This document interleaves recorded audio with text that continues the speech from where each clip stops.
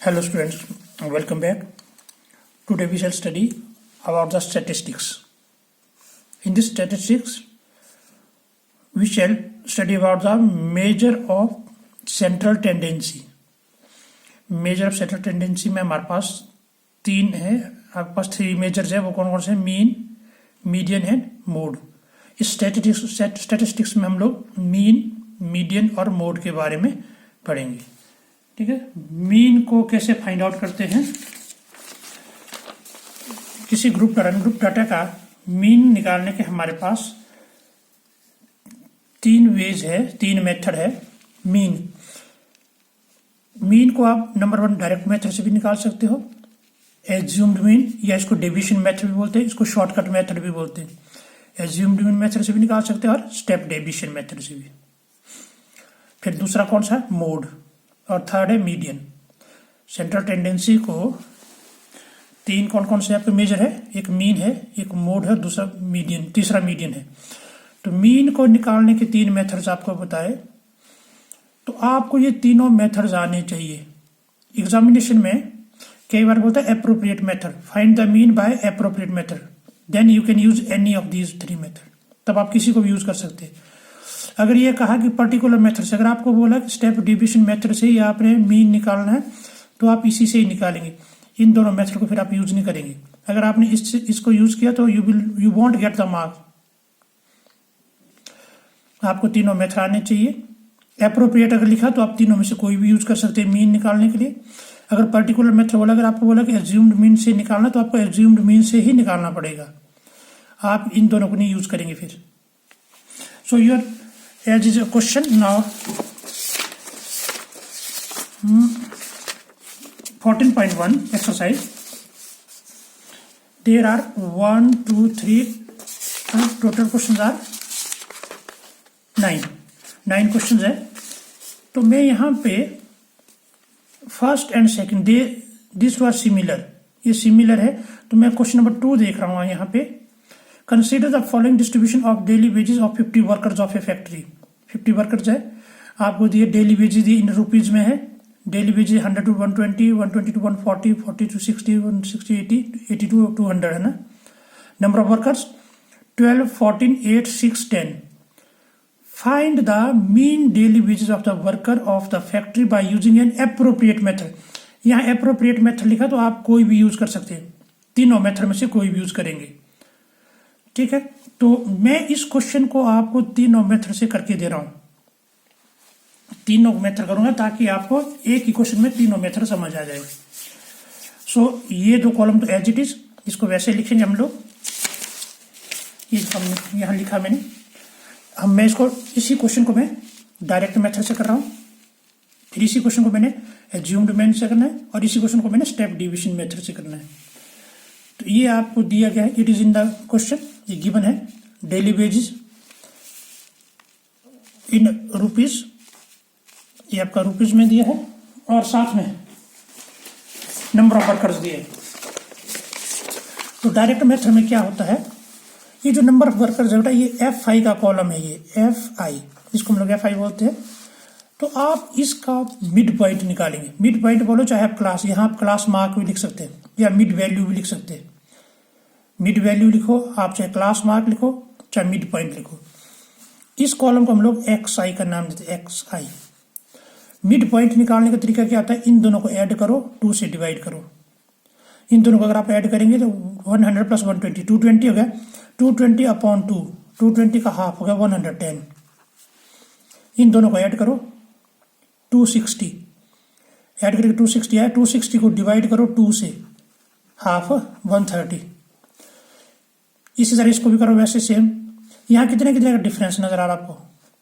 इधर को देखो 20 का डिफरेंस है, इधर को देखो 20 का डिफरेंस है. तो आपने क्या करना है? 20 इसमें ऐड करना है. 130 प्लस 20 150, 150 प्लस 20 170, 170 प्लस 20 190. इस जगह पे आपने जरूर चेक करना है कि आपका ठीक है. 180 प्लस 200 380 हो गया. 380 का हाफ कितना होता है? 190. इसका मतलब ये ठीक है हमारा. नंबर ऑफ वर्कर्स कितने? ये हमने ऐड करने. ये समेशन सिग्मा बोलते हैं इसको. सिग्मा मीन्स सबका सम करो. कॉलम किसका? F5 का है, तो इसको सिग्मा F5 होगा. ये sigma summation F I is equal to 15 को अगर आप ऐड करेंगे तो 50 आएगा। डायरेक्ट मेथड में यहां पर नेक्स्ट कॉलम होता है F I x I. F I x I, F I x I means F I और एक्स आई को मल्टीप्लाई करो। 12 को मल्टीप्लाई करो 110 से इज इक्वल टू 14 को मल्टीप्लाई करो 130 से इज इक्वल टू जो भी आएगा। 8 को मल्टीप्लाई आप अपने कॉलम आप अपनी रो से ना 6 मल्टीप्लाई 170, 10 मल्टीप्लाई 190, ये आप मल्टीप्लाई करेंगे। ठीक है, डायरेक्ट मेथड में क्या होता है, ये दो तो आपको दिए होंगे, दो कॉलम्स आपको क्वेश्चन में दिए होंगे। थर्ड आपने मिड पॉइंट निकालो, तो मिड पॉइंट निकालने का तरीका होता है यहाँ ये क्लास इंटरवल जो है ना, इन क्लास इंटरवल को ऐड करो 2 से डिवाइड करो, ये आएगा। इस क्लास इंटरवल को आपस में ऐड करो 2 से डिवाइड करो, आपको 130 आएगा। फिर नेक्स्ट कॉलम में क्या आएगा, एफ आई एक्स आई, मतलब इस कॉलम और इस कॉलम को मल्टीप्लाई करो, ये और ये मल्टीप्लाई करो। ये किसका कॉलम है, एफ आई एक्स आई का। एफ आई एक्स आई का है तो सिग्मा मतलब समेशन एफ आई एक्स आई, आप इनका जो यहां पर मल्टीप्लाई करके आएगा उसको ऐड करो। ठीक है, तो आपका एक्स बार ये है मीन। डायरेक्ट मेथड में एक्स मीन निकालने का फॉर्मूला था सिग्मा एफ आई एक्स आई अपॉन सिग्मा एफ आई। ओके, तो अपॉन में तो आपको ये एफ आई सिग्मा एफ आई तो 50 है, देखो सिग्मा एफ आई इसकी वैल्यू मैंने 50 भर दी। इसका जो भी आपके पास वैल्यू है उसको अपने यहाँ पे रख देना, डिवाइड कर देना, you will get the answer. इसको बोलते हैं डायरेक्ट मेथड, जिसमें एफ आई और एक्स आई मल्टीप्लाई होते हैं। जो भी यहाँ पर आंसर आएगा उसको आपने लिखा लास्ट में देयरफॉर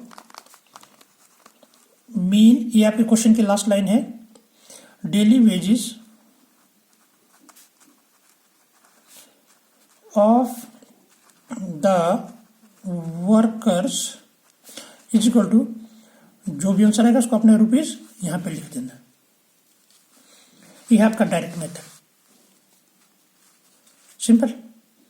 और इसी क्वेश्चन को चाहे आपने डायरेक्ट मेथड से करना हो, चाहे आपने एज्यूम्ड मीन से करना हो, चाहे स्टेप डिवीजन से करना हो, ये 3 स्टेप्स तो वही रहते हैं। ये 2 क्वेश्चन के होंगे और ये आपने मिड पॉइंट निकालना है। चाहे आप डायरेक्ट मेथड से करो, एज्यूम्ड मेथड से करो, स्टेप डिवीजन मेथड से करो, आपको मिड पॉइंट तो निकालना ही है। 1 2 3 कॉलम तो 3 कॉलम सिमिलर रहेंगे। ये देखो यार, इसी क्वेश्चन को मैं एज्यूम्ड मीन से कर रहा हूं, assumed mean method, same question. तो यहाँ क्लास मार्क तो आपको पता, क्लास मार्क लिख सकते हैं, इसको मिड पॉइंट लिख सकते हैं, आप लोग मिड वैल्यू लिख सकते हैं। ये कौन सा कॉलम होता है, ये एफ आई का होता है, और ये क्लास मार्क किसका होता है, एक्स आई का।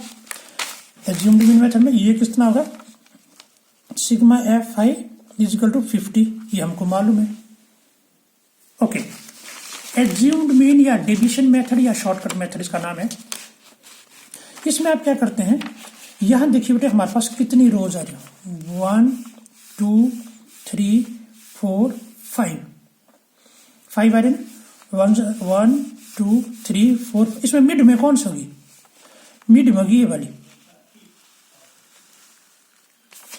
ठीक है, ये मिड में होगी, मतलब इससे ऊपर कितनी होगी, आप ऐसे कर सकते इसको यूं डाल के, इससे ऊपर कितने 1 2, इसके नीचे 1 2, तो ये मिड में आ गई। यहां पर जो क्लास मार्क है इसको हम लोग एज्यूम्ड मीन मानते हैं, ए 150 क्या काम कर रहा है बेटा आपका, एज्यूम्ड मीन का ए का। तो अब आपका 3 कॉलम्स वही हैं। नेक्स्ट कॉलम होगा आपका D I, division is equal to X I minus A. इस कॉलम में D I is equal to X I minus A. X I कितना है यहाँ पे, इसको 110 है ना, माइनस ए 150 है, माइनस 40 आ गया सॉल्व। फिर वही एक्स आई कितना इस कॉलम में 130 माइनस 150 कितना है, माइनस 20। यहाँ कितना एक्स आई 150 माइनस ए, सब में 150 माइनस करना है 0। एक्स आई कितना 170 minus 150 is equal to 20, 190 minus 150 is equal to 40। और ऑलवेज रिमेंबर, ये जहां जिसको आपने एज्यूम्ड मीन माना ना, उससे ऊपर ऑलवेज नेगेटिव, उससे नीचे पॉजिटिव नंबर्स, ऊपर को नेगेटिव और नीचे को पॉजिटिव नंबर। ठीक है, एज्यूम्ड मीन कितना आया था, यहां लिखना भी आपने, here A is equal to 150, assumed mean हमारा 150 था। क्लियर हो गया। अगर डायरेक्ट मेथड करते तो आपने यहाँ एफ आई एक्स आई करना था, मल्टीप्लाई, आंसर आ जाना। एज्यूम्ड मीन मेथड में आप क्या करते हैं, यहाँ पर डी आई निकालते हैं। डी आई क्या होता है, x I minus A. X आई मतलब ये, इसमें से आपने ए माइनस करना है, ये वाला 110 minus 150, 130 minus 150, 150 minus 150, 170 minus 150, 190 minus 150। And your next column, अगर आपका डी आई है तो F I D I, F I और डी आई ये दोनों मल्टीप्लाई होंगे। एफ आई डी आई ये कॉलम है, F I D I, F I D I means 12 multiply करेंगे -40 से, -480 आएगा। नेक्स्ट कौन सा करेगा, 14 multiply -20, 14 multiply -20 is equal to -280। Is clear. अगला क्या आएगा, देखो 8 मल्टीप्लाई 0, any number multiply 0 0। F I का कॉलम है ना, F I into D I, 6 into 20, 6 into 20 120, 10 into 40 400। ठीक है, तो यहां ऐड करने के तरीके, ये नेगेटिव वाले आपस में ऐड होंगे। इट इज -760 है नी, तो ये वाला आपस में ऐड होंगे 520। जीरो से ऊपर वाले आपस में ऐड होंगे, जीरो से नीचे वाले आपस में ऐड होंगे। ये नेगेटिव वाले होंगे, ये पॉजिटिव वाले होंगे। तो आप इसका समेशन निकालेंगे। समेशन मतलब वही सिग्मा एफ आई डी आई, इनका आपने सम निकालना, ऐड करना, क्योंकि ये अपोजिट साइन है, ये सब्ट्रैक्ट होंगे। इनको सॉल्व करो, 240 आएगा। ये ग्रेटर है ना, इन दोनों को सॉल्व करेंगे। ग्रेटर नंबर कौन सा है, नेगेटिव है, तो नेगेटिव -240 आएगा इनको सॉल्व करने पे। देन अब है हमारे पास एक्स बार निकालने का, मीन निकालो। तो मीन का फॉर्मूला क्या होता है, एज्यूम्ड मीन में A plus sigma F I D I upon sigma F I, बस ये अपने लर्न करना। Sigma F I D I upon sigma F I is equal to A का value A 150 plus F I D I -240 upon 50। Sigma F I 50 है ना, इसको values put कर दी, zero cancel हुआ 0। It is equal to 150 plus minus 24 upon 5 plus minus 24 upon 5। तो अब आपने क्या करना बेटा, इसको 150 माइनस इसको 24 को डिवाइड करना 5 से, 5 4 जा 20, 8 जा। तो अब आपने 150 में से 4.8 माइनस करना है। तो माइनस करने का तरीका, 150 होल नंबर है, या पॉइंट लगाओ 0, 4.8 माइनस करो 2.9545, इट इज 145.2। ठीक है, तो ये आपका डेली वेजेस है। Mean therefore mean daily wages of the workers of the factory is equal to rupees 145. ए है ना सर हमारा। 2 इस साथ 0 लगाते हैं, क्योंकि रुपीज जो ना डेसिमल का 2 प्लेसेस होते हैं।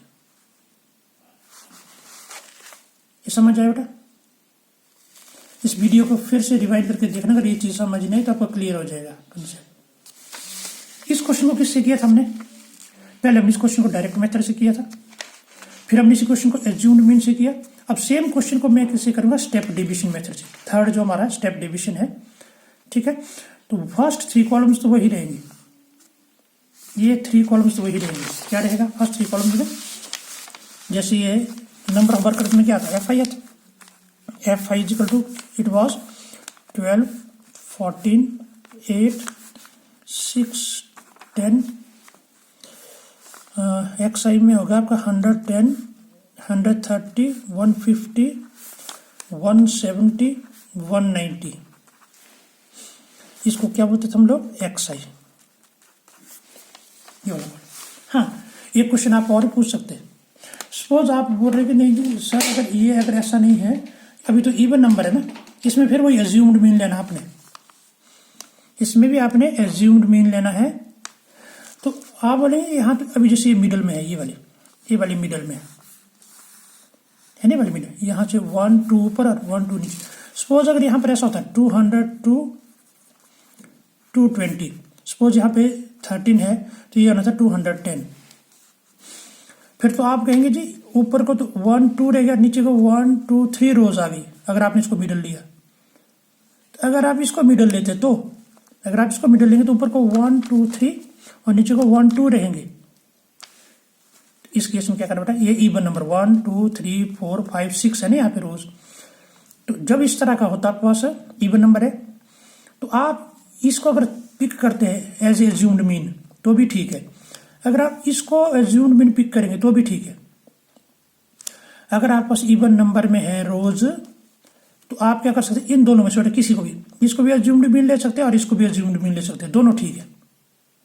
बट इस केस में तो क्या है, अभी तो हमारे पास जो है अभी तो हमारे पास 5 है ना, तो एज्यूम्ड मीन ये वाला बन रहा हमारा 150। अगर 6 होता है, अगर और कॉलम भी होता तो आप इसको भी ले सकते हैं या इसको, दोनों को ले सकते हैं। ओके, अच्छा जी, सिग्मा कितना था, सिग्मा FI समेशन FI कितना था 50 था इसमें, और A कितना हमारे पास, A 150, इसको हम A लेते हैं ना, A 150 है। और क्योंकि हम लोग स्टेप डिवीजन मैथ कर रहे हैं, एक चीज और करेंगे हम लोग H, हम लोग स्टेप डिवीजन मैथ कर रहे हैं ना, स्टेप डिवीजन मैथ में A आपको मालूम था एज्यूम्ड मीन तक, H में मतलब था, H में होता है क्लास साइज, क्लास का साइज क्या है यहाँ पे, कितने कितना का डिफरेंस है। चाहे इधर को देखो आप, चाहे इस तरफ को देखो, क्लास साइज का कितने का आपका, it is of 20, class size H जो आपका 20 है। तो आपने अब क्या करना है, मैं देखो तीनों में से फिर रिपीट कर रहा हूँ, 3 कॉलम वही है। यहाँ पर अगर आपने डायरेक्ट मैथ रखना हो तो डायरेक्ट मैथ में लिखना था आपने FI XI, बात खत्म। अगर आपने एज्यूम्ड मीन करना होता तो आपने लिखना था यहाँ पे DI is equal to XI minus A, ये आपने एज्यूम्ड मीन के लिए करना था। स्टेप डिवीजन मेथड के लिए यहाँ पर आता है आपके पास UI is equal to XI minus A upon H, बस अपॉन H नई चीज आ गई। DI में क्या आता था, DI में होता था XI minus A, now here we have upon H means XI 110 XI है माइनस A, ये आपका एज्यूम्ड मीन 150 है अपॉन H, H आपका डिफरेंस है 20 का, क्लास साइज है ना, ये कितना कितना आ रहा था वहां पे -40 अपॉन 2। अगर आप इसको कैंसिल करेंगे इट इज -2,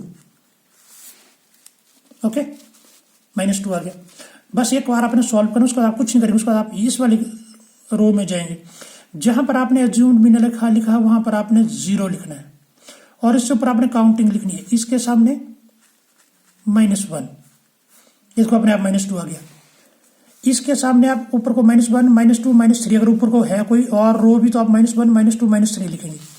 यहीं से नीचे को आप +1 1 2 लिखेंगे, सॉल्व करना नहीं। ये सब क्वेश्चन में, क्वेश्चन किसी भी स्टाइल का हो तो आपने चाहे कोई भी यहाँ पर आपका डिफरेंसेस हो, एज्यूम्ड मीन के सामने 0, उससे नीचे को आपने काउंटिंग 1 2, अगर और भी होता तो 3 और होता तो 4, यहाँ से ऊपर की ओर ऑलवेज नेगेटिव -1 -2 या -3, एक ही आपने सॉल्व करनी है, उसके बाद आपने ये काउंटिंग लिखनी है। सबसे इजी है स्टेप डिवीजन मेथड। अब आपका क्या है, नेक्स्ट कॉलम क्या आएगा, FI UI। तो FI UI क्या होगा, FI UI इन दोनों को मल्टीप्लाई करो, 12 into -2 is equal to -24, next 14 into -1 -14, next 8 into 0, you know it is 0, 6 into 1 6, 10 into 2 20। और आप सब जानते हैं ऊपर यहाँ देखो 0 से ऊपर क्या नेगेटिव है, इनको आपस में ऐड करेंगे, इट इज -38, ये प्लस वाले आपस में ऐड होंगे 26। तो इसको अगर आप सम अप करेंगे इसका तो ये क्या है, समेशन किसका है, कॉलम है FI UI का, तो इसका समेशन क्या है, नेगेटिव है या पॉजिटिव है, इनको आपस में सॉल्व करें, इट इज -12। ये नेगेटिव है ना, ये पॉजिटिव है, तो -12 आ गया। अब आपने इसका क्या निकालना है, इसका आपने मीन निकालना, तो मीन निकालने का तरीका फिर वही है, क्या फॉर्मूला है, X bar is equal to A plus sigma, अगर आप एज्यूम्ड मीन करते तो यहाँ sigma F I D I upon sigma F I होना था, बट इस केस में क्या होगा, sigma F I U I upon sigma F I और मल्टीप्लाई एच, बस यही चीज है। ए का वैल्यू यू नो 150 प्लस इसका value -12 upon A F I 50 multiply H is 20, ये कैंसिल हो गया, 150 प्लस माइनस -12 टू 24 अपॉन 5, ये तुमने पीछे किया था, देखो एज्यूम्ड मीन में 150 माइनस 4.8 इजिकल टू 145.2, आंसर क्या आना चाहिए आपका, फिर वही लाइन 145.20। आप किसी भी तरीके से करो, कोई भी मेथड करो आप, आंसर आपका सेम रहेगा। यहां अगर आपने एक चीज नोटिस की होगी वो ये है कि देखो ये सबसे इजी है, देखो सबसे इजी कैलकुलेशन होगी। जब मैं इस क्वेश्चन को कर रहा था डायरेक्ट मेथड से तो मेरे से हुआ नहीं, क्यों, क्योंकि थोड़ा मल्टीप्लिकेशन बड़ा था, ये मल्टीप्लिकेशन बड़ा था इसलिए इसमें थोड़ा सा मुश्किल लगा, हालांकि स्टेप्स इसमें कम है करने को, बट ये मुश्किल हो गया, क्यों, क्योंकि इसका मल्टीप्लाई ज़्यादा टाइम लगेगा। इसी क्वेश्चन को जब मैंने एज्यूम्ड मीन से किया, एज्यूम्ड मीन से थोड़ा इजी हो गया, देखो इजीली मैंने कैलकुलेट कर दिया। और जब स्टेप डिवीजन से इसको किया, सेम क्वेश्चन को जब आपने स्टेप डिवीजन से किया तो बिल्कुल ईजी हो गया, देखो करना बहुत छोटी कैलकुलेशन होगी इसकी। तो मतलब आपका किसको आपने एज्यूम्ड मीन से करना है, किसको आपने डायरेक्ट से करना है, किसको आपने स्टेप डिवीजन से मेथड से करना है, उसका तरीका बता रहा हूं, देखो बताइए। अगर क्वेश्चन में ये वाला इंटरवल, क्लास इंटरवल बड़ा हो और इसकी फ्रीक्वेंसी बड़ी हो तो आपने या तो स्टेप डिवीजन से करना है या एज्यूम्ड मीन से करना है। जैसे इसमें देखो छोटा है, देखो क्लास इंटरवल छोटे हैं और आपका फ्रीक्वेंसी भी छोटी है, नंबर ऑफ हाउसेज जो है ना, अगर इनकी वैल्यूज छोटी है तो आप कर सकते हैं इसको यूज डायरेक्ट मेथड। यहाँ पे अगर लिखा हो एप्रोप्रिएट मेथड, फिर से बता रहा हूँ, अगर पर्टिकुलर मेथड नाम लिखा हो तो उसी से करना पड़ेगा। ये देखो आपका ये भी इजी, ये मैंने कर दिया, ये इजी आप करेंगे। थर्ड मैं करवा रहा हूँ। Fourth question you will try your self, अब किस मेथड से करना वो आप जाना, अब आपको पता चला कि कौन सा करना है। यहाँ लिखा है choosing a suitable method, suitable method करना, तो आपको पता है कि इसकी वैल्यू ज्यादा, तो आपको उसको या तो इसको एज्यूम से करना है आपने, या फिर आपने स्टेप डिवीजन मेथड से करना है इसको। ये मैं करवा रहा हूँ थोड़ा सा हिंट देके। 6th आप करेंगे, सुटेबल मेथड है, देखना आपने कि ये वैल्यू ज्यादा है तो आप इसको एज्यूम या स्टेप डिवीजन से करना, ये भी आप करेंगे। 7, 8 और 9, क्वेश्चन 8 और 9 तक आप करेंगे ट्राई, ओके। 8 और 9 आप ट्राई करेंगे। क्वेश्चन नंबर 3 और क्वेश्चन नंबर 5 ये मैं नेक्स्ट वीडियो में भेज रहा हूं आपको। So that's all for the day, thank you for watching.